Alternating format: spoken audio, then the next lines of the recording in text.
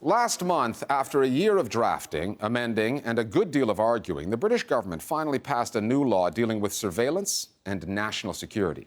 The Investigatory Powers Bill, or IPB, immediately attracted the attention of Edward Snowden, the former NSA contractor, who tweeted from Moscow saying that the IPB legalizes the most extreme surveillance in the history of Western democracy. Sounds like a story that the British news media could really sink their teeth into, but it didn't turn out that way, even though journalists have a rather large stake in this story. Over the past decade and a half, ever since 9/11, British reporters have been subject to stop and search requests from the police, mining of their digital data, secret monitoring of their communications, and a handful of reporters somehow ended up on the same databases that police use to track extremists. This new law legalizes measures such as those that have been used up until now on an ad hoc basis, and it does much more than that. The Listening Post's Flo Phillips now on the UK's new Surveillance Act and the relationship between the security state and the journalists trying to cover it.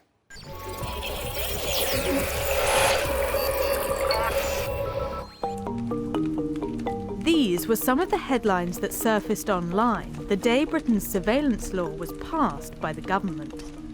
As for the British papers, which are seldom shy with their opinions, only one of them, The Independent, covered the story within the first 24 hours. Given the controversial content of the Investigatory Powers Bill, or IPB, particularly for journalists, where was the coverage? When it finally passed, it seemed like everyone was kind of asleep. I was a little bit later to the story. We did it over the weekend. I was thinking, what new information can I bring to this if everybody else has already covered it? But turned out, there were just a couple of places. So Wired UK had done an in-depth piece and The Independent had followed it. But other than that, there was no coverage from broadsheets. The journalistic shorthand for the bill is the Snoopers Charter. But the government rejects the implication, arguing that the legal changes will provide intelligence and law enforcement agencies with the powers they need to fight terrorism and investigate crime. David Omand is the former director of GCHQ, the communications headquarters of the UK's intelligence and security setup.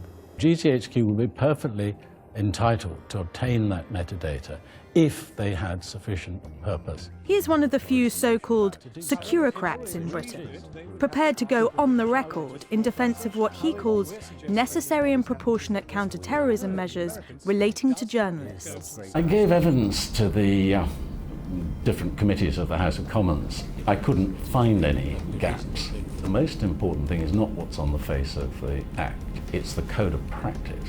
That explains in plain English what the authorities are allowed to do and what they're not.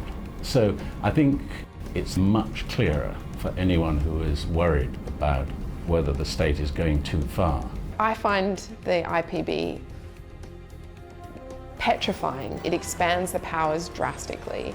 It expands hacking powers of the police and of the intelligence agencies, it expands mass surveillance powers. And journalists are not given any specific protections under any of those new laws. So while the intention may have been to make the law clearer, in fact what we're seeing is a huge expansion of powers and no expansion of protection. The prospect of unfettered state access to everything by human agents, malware planted in your mobile phone, malware planted in your computer, systematic surveillance and automatic networking of everyone you're in touch with is absolutely terrifying. And one uses this analogy hesitantly from the point of view of a Gestapo or a Stasi. It's a dream come true. That kind of language from critics, comparisons to Nazi Germany and Soviet-era security states, is usually enough to get the media's attention. And for a time it did. When the law was in the drafting stages, there was plenty of news coverage. Two things have since changed. Back then, the minister in charge of security was Theresa May. She now leads the government as Prime Minister. And the official opposition, the Labour Party, which wanted changes in the original legislation, succeeding with some, coming up short on others, has since descended into a state of disarray over its own leadership. It seemed to lose interest in the issue, and with that, so too did the media. Labour didn't push back at all in this final round. And whatever they'd asked for previously, some of it had been adopted, but most of it was still kind of a gaping hole. But because of their own internal politics and internal confusion, they hadn't really been paying attention to this. And I mean, I don't know if it's true that the media only cover things because there's political opposition, but there wasn't any controversy or a strong enough controversy around it in this final debate, which is why, you know, papers didn't lead with it. Yeah. So you got here like BBC question time. But the IPB may have more troubling implications for journalists than it does for politicians. Jason Parkinson is already dealing with some of them.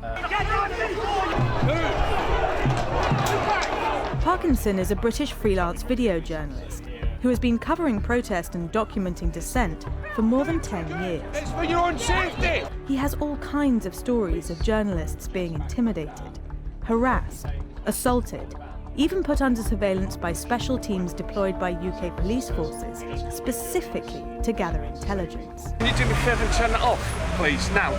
It was starting to become very, very difficult for me to actually even get to a job where there was going to be police and police intelligence, because I would routinely be stopped. Section 1 of PACE gives me the power to keep you here, to detain you for the purpose of the search. A lot of the time it was just stop and account, sometimes it was stop and search. Around 2007 I think there was 21 to 23 stops. Well, you've got the choice, OK? You either go away now or you spend the rest of the afternoon yourself. What do you want to do? I always thought, even back in 2007, there's something going on here, and it's taken nearly 10 years of suspicion to actually now find out that there was something going on. Information has been held and retained, and these officers and these units know who we are, know who we're talking to, and know what we're doing. Parkinson and 5 of his colleagues are in the process of taking legal action against Scotland Yard, challenging the police's right to collect and retain their data, asking the court to order their files be erased, and a policy established to protect all journalists from future state surveillance. The case has been running for 2 years.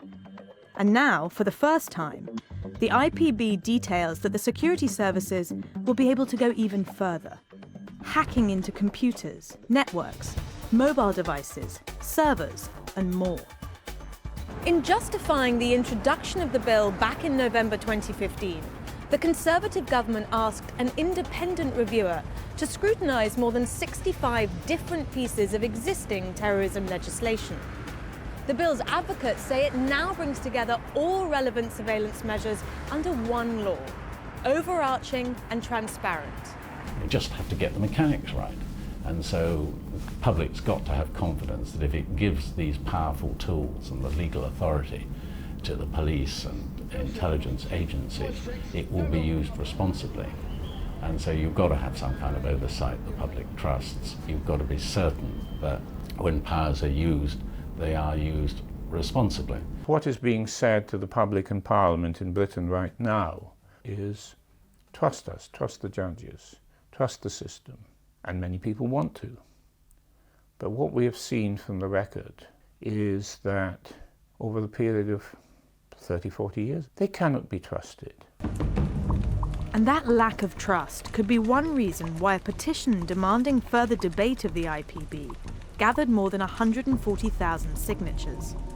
But with royal assent being granted this past week, the Investigatory Powers Bill now has the official stamp to be codified into law. As it stands, the extensive surveillance powers will come into force at the beginning of 2017. Journalists are really feeling the effects of mass surveillance. I think that its impact will probably be long-term, and we'll only really come to realise the implications of building this surveillance society, looking back in 10, 15 years' time and trying to understand why we didn't have as many investigatory journalists out there, why we didn't have as many exposés, why we didn't have as many whistleblowers, why we didn't have as many sources coming forward. I think that those are really the tangible impacts that we're going to see in the long term.